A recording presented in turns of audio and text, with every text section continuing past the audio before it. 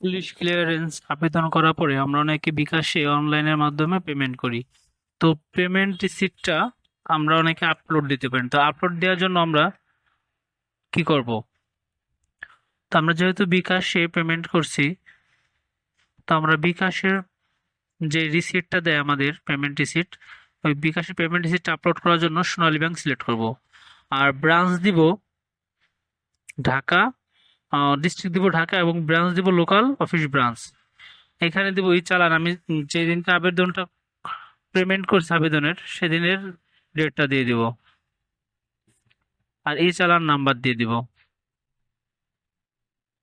এখানে নিচেরটাই এই চালান নাম্বার দিব।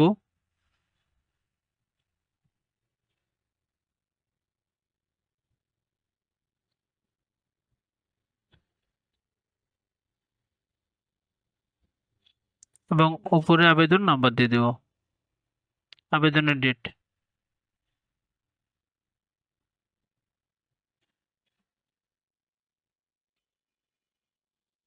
তো চালান নং কলামে চালান নাম্বারটা আছে, তো এখান থেকে আমরা চালান নাম্বারটা নিয়ে চালান নাম্বারটা দিয়ে চেক চালানে ক্লিক করলে চালানটা চেক করে দিবে। তো আমারটা যেহেতু চালান হয়ে গেছে, হায়দার, তো হায়দার লেখা আসছে। এখন আমি চালানটা পিডিএফ আকারে আপলোড করে দিব। আপলোড করে দেওয়ার পর আমার চালান সাবমিট হয়ে যাবে। ধন্যবাদ।